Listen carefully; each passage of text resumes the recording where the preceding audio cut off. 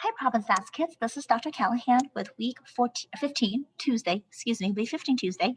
Go ahead and take a look at the 3 questions for your warm-up log and answer them. You can go ahead and pause the video if needed.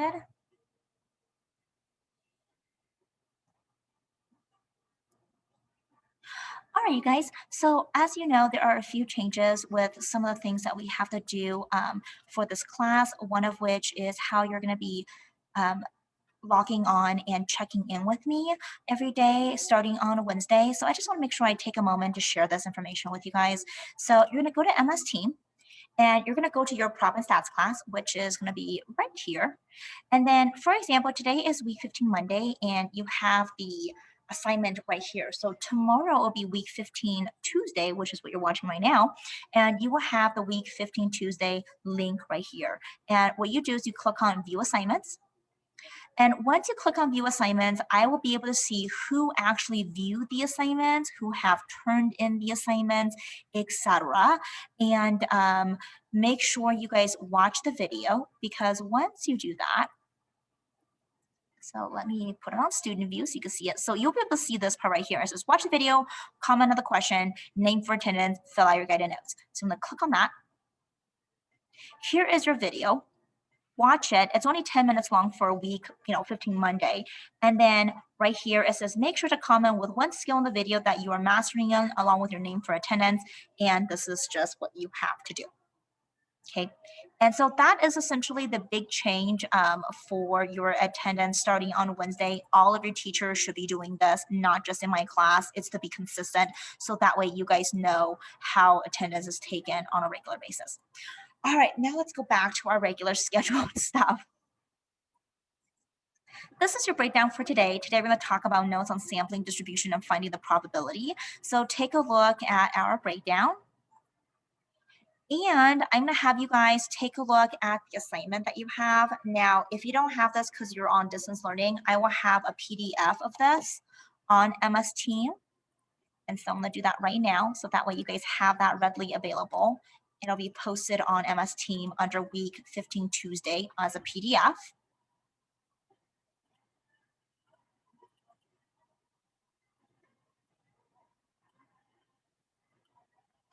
Okay, let's see how I show desktop. Okay.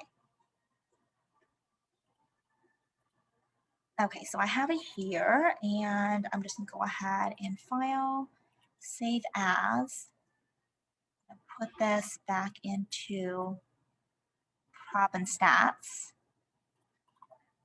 for week 15 Tuesday.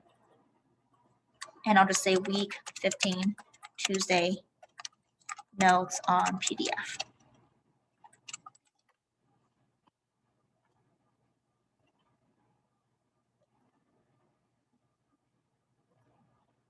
PDF. Okay, so I'm going to have you guys take a look at the MS Team here. Let me share screen this one more time. So for this class, I will just go ahead and assign you guys a assignment. Make sure I'm in ProbStats. So we're going to go ahead and create this for Tuesdays. So assignments, create.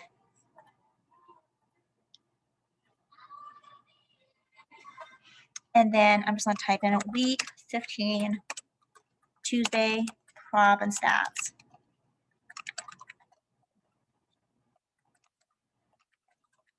Semester 1. And today we're going to go over continuation of Z-score in real life applications. And that's as long as it lets me type in, that's okay. So I'm just gonna put watch video, answer the writing prompt or answer the prompt on YouTube.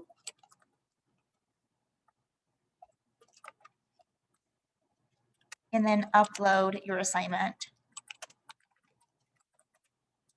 for today. So make sure you guys are doing that. It is going to be worth 10 points and it's going to be for the 2 classes, and it's due on Tuesday by 11:59. But in order for me to mark you present, just make sure you guys do this before the end of the school or the end of the class for your 5th or 6th period class. And I'm just gonna go ahead and hit assign. And so then once this pops up,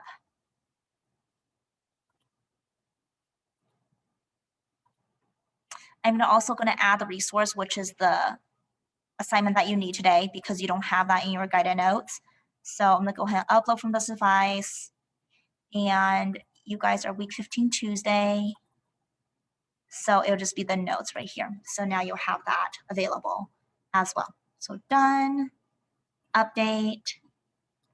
And then if you go back to your probability and statistic class right here, it says week 15 right here. And then you just need to go ahead and click on view assignments and you'll be able to see the assignments along with the attachments right here. Okay, so make sure you guys fill this part out and then upload it. All right, so let's go ahead and get started.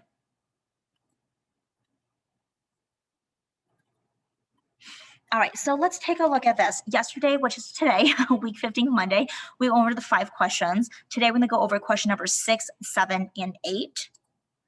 So let's go ahead and take a look at question number 6. So on a statistic test, the class mean was 63. So 63%. And the standard deviation is going to be a 7. And for the biology test, the mean was 23, and the standard deviation for the bio test is 3.9. So we have 2 different tests here. So you want to label it. One is a stats test. The other one is a bio test. Okay. I crossed out A, so don't worry about that. So B says determine which test a student has a better score. Okay, a student received a 73 on the statistic test and a 23 on a biology test. So let's go ahead and start off with the stats test first. So in order for you to calculate the z-score of that, you will need to go ahead and take a look at 73. So 73 minus the mean of the stats test, which is 63, divided by the standard deviation. So that's 10 over 7. And if you go ahead and divide that, you're going to get a 1.43 as a z-score for the stats test. Next, we're going to take a look at the z-score for the bio test. So for the bio test, your score on the bio test is 26. 26 minus your mean, which is 23, divided by the standard deviation.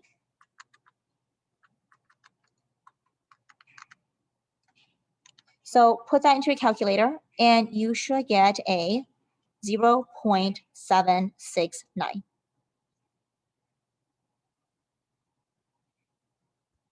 So then what you're looking for is which one has a higher z-score, because this one does have a higher z-score. So you did better on the stats test, which I expected you to anyways, than you would on the biology test because it is a higher score.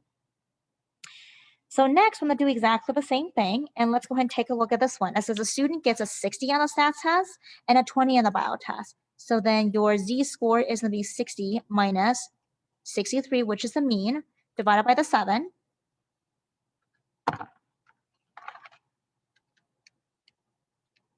And you should have a z-score of a negative 0.43. Okay.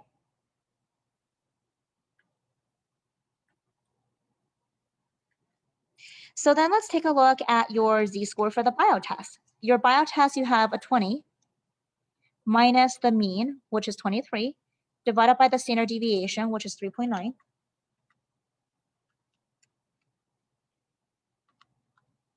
And for that one, you get a negative 0.77.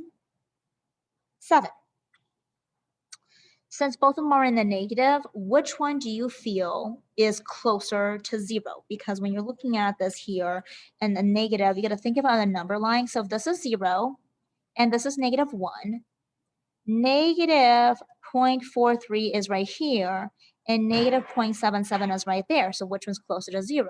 Because the closer you are to 0, the better that you did on the test. So if you look at this one here, still did better on the z-score for the stats test. Okay. Now, if we're to go ahead and find the z-score for this and draw this on a bell curve. This is going to be your stats. So let's go ahead and label this. So my mean for the stats test is going to be a 63. If I got a 60 on that, I know that I have to be within -1 standard deviation. So my -1 standard deviation is going to be 63 minus the standard deviation, which is 7. And that is going to give me a 56. So if your score is a 60, between the 63 and 60, or 56, your 60 is going to be like right here. And if you were to go ahead and figure out what is a percentage representing that area, you would need to go ahead and have a z-score. So let's go ahead and find that. So grab your z-table.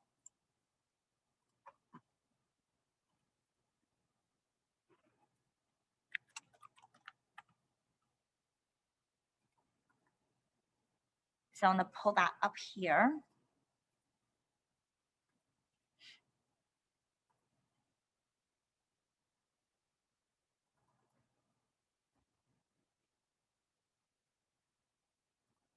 Okay, let's go back to this.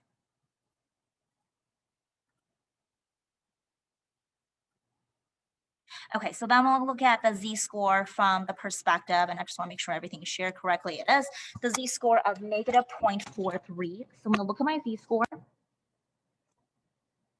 -0.43 is right here. So the percentage of that is 33.36%.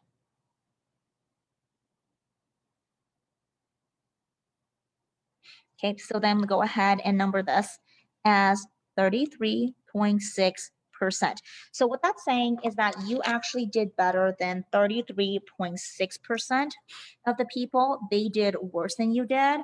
But then if you look on the other side, which is going to be on the right side of this red line, that green area represents 100 minus 33.6%, which is going to be 66.4%. That means in your class, 66% of the kids did better than you did. And then you did better than 33.6% of the students. So you're still kind of below average because the average is at 63, but you know, that's not too bad. I guess it's as close as it's going to get. All right, now let's do the same thing for the biology test. So here we go. Your mean is going to be right here. Your mean for the class of the biology test is a 23, okay? Now, you scored a 20 on it, so that's still below the mean, but let's see how far below the mean it is. As -1 standard deviation, that's going to be 23 minus the standard deviation of 3.9. So then 23 minus 3.9 is going to give you a 19.1. Well, you scored a 20, so you're actually a little better off right here. So this is where you are. You're at 20, okay? So then looking at this part right here, your z-score was a -0.77. So let's figure out what percentage that does that represent. So -0.77 is going to be at 22.06%. So then I have 22.06%. So you did better than 22% of the kids in your class. But if you look at the other side of this, which is on the right side of this purple line of how you performed with a 20 score, 77.94% of the class did better than you did. So then this is another way of interpreting which one you did better on, whether it's stats or biology, because if you look at stats, you beat out 33.6% of the kids. But then when it comes to biology, you only beat out 22% of the kids. So you still did better on the stats class or the stats test. All right, so now that I went ahead and showed you guys these two, I want you guys pause the video and do number 3 and number 4. So exactly what I did, but go ahead and do it on your own.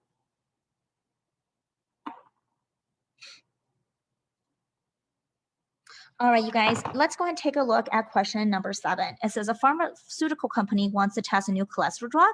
The average cholesterol of the target population is 200 milligrams, and they have a standard deviation of 25 milligrams. So the average is 200, and the standard deviation for that is 25. Okay. The company wishes to test a sample of people who fall between 1.5 and 3 Z-scores above the mean. So 1.5 to 3 standard deviation above the mean.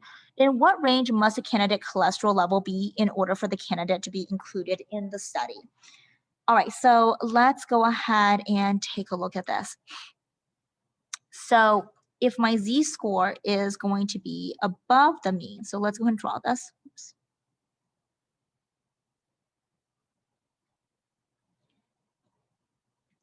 So my mean for this is going to be 200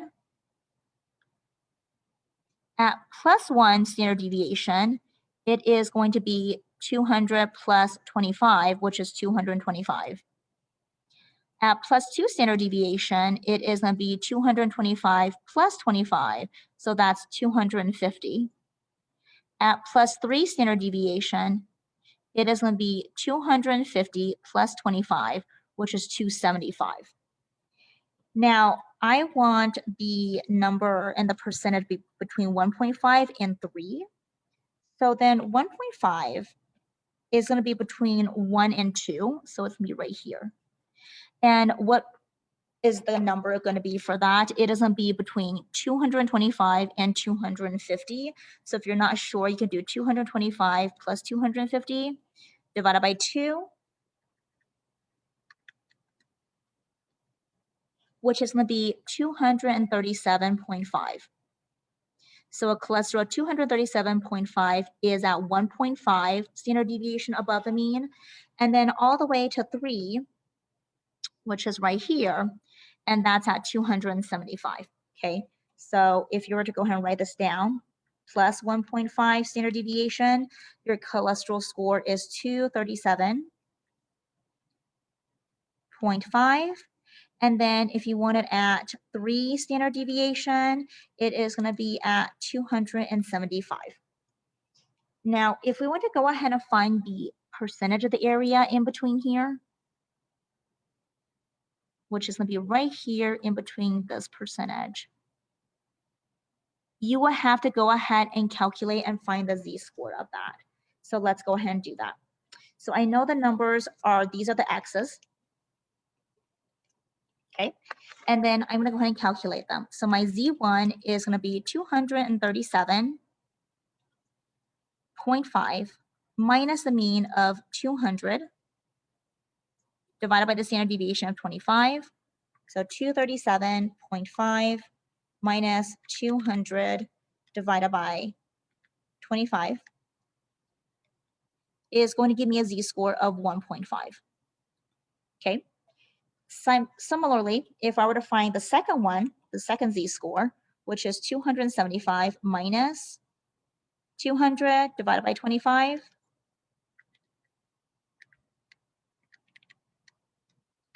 my other Z-score is going to be a 3. Okay, so in order for me to find the area right here that's in this yellow region, I need to look at my Z table. My first one is going to be 1.5. So at 1.5, that is going to be right here.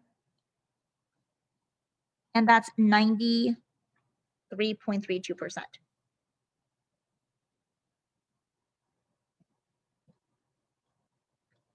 So right here, 93.32%.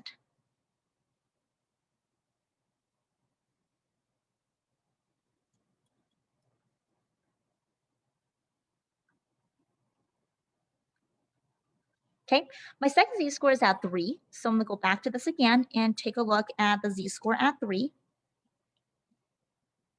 So then at 3, it is going to be at 99.87%.